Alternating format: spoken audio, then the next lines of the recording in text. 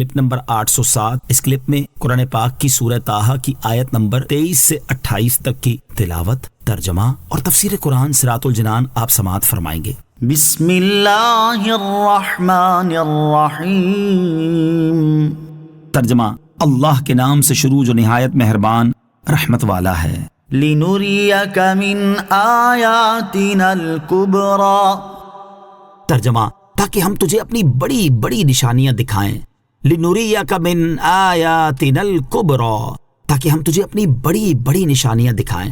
یعنی اے موسیٰ علیہ السلام، ہم نے آپ کو عصا، سانپ بن جانے اور ہاتھ روشن ہو جانے کے 2 معجزات اس لیے عطا کیے تاکہ ان کے ذریعے ہم آپ کو اپنی بڑی بڑی نشانیاں دکھائیں۔ کلیم اور حبیب کو دکھائی گئی نشانیوں میں فرق۔ اس آیت میں اللہ تعالیٰ نے اپنے کلیم حضرت موسیٰ علیہ السلام سے ارشاد فرمایا، لنریک من آیاتنا الکبریٰ۔ ترجمہ، تاکہ ہم تجھے اپنی بڑی بڑی نشانیاں دکھائیں، اور اپنے حبیب علیہ السلام کے بارے میں ارشاد فرمایا کہ لقد رأى من آیات ربہ الکبریٰ۔ ترجمہ، بے شک اس نے اپنے رب کی بہت بڑی نشانیاں دیکھیں۔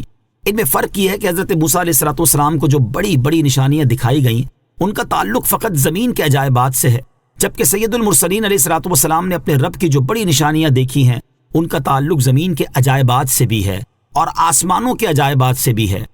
اذهب الى فرعون انه طغى۔ ترجمہ، فرعون کے پاس جاؤ، بے شک وہ سرکش ہو گیا ہے۔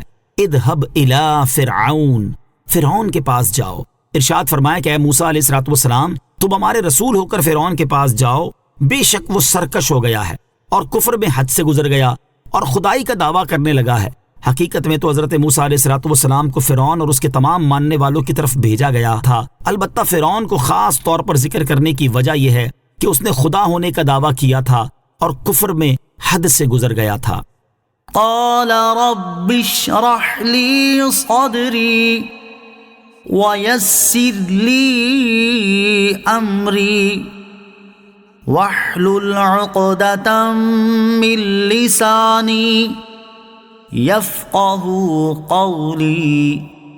ترجمہ، موسیٰ نے عرض کی، اے میرے رب، میرے لیے میرا سینہ کھول دے اور میرے لیے میرا کام آسان فرما دے اور میری زبان کی گرہ کھول دے تاکہ وہ میری بات سمجھیں۔ قال ربی، موسیٰ نے عرض کی، اے میرے رب۔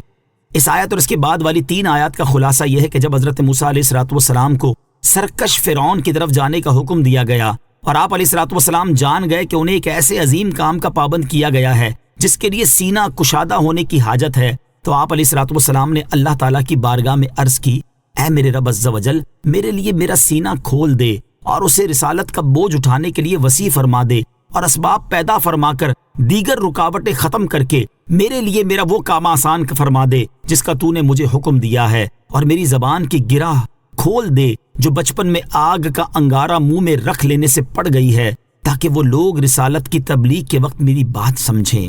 واحلل عقدۃ من لسانی، اور میری زبان سے گرہ کھول دے۔ حضرت موسیٰ علیہ السلام کی زبان میں لکنت پیدا ہونے کی وجہ یہ تھی کہ بچپن میں ایک دن فرعون نے آپ کو اٹھایا تو آپ نے اس کی داڑھی پکڑ کر اس کے منہ پر زور سے تماچا مار دیا۔ اس پر اسے غصہ آیا اور اس نے آپ علیہ السلام کو قتل کرنے کا ارادہ کر لیا۔ یہ دیکھ کر حضرت آسیہ رضی اللہ تعالی عنہا نے کہا، اے بادشاہ، یہ ابھی بچہ ہے، اسے کیا سمجھ، اگر تو تجربہ کرنا چاہتا ہے تو تجربہ کر لے۔ اس تجربے کے لیے ایک تشت میں آگ اور ایک تشت میں سرخ یاقوت آپ علیہ السلام کے سامنے پیش کیے گئے۔ آپ علیہ السلام نے یاقوت لینا چاہا، مگر فرشتے نے آپ علیہ السلام کا ہاتھ انگارے پر رکھ دیا اور وہ انگارہ آپ علیہ السلام کے منہ میں دے دیا۔ اس سے زبان مبارک جل گئی اور لکنت پیدا ہو گئی۔ صلو علی الحبیب صلی اللہ تعالی علی محمد صلی اللہ تعالی وسلم۔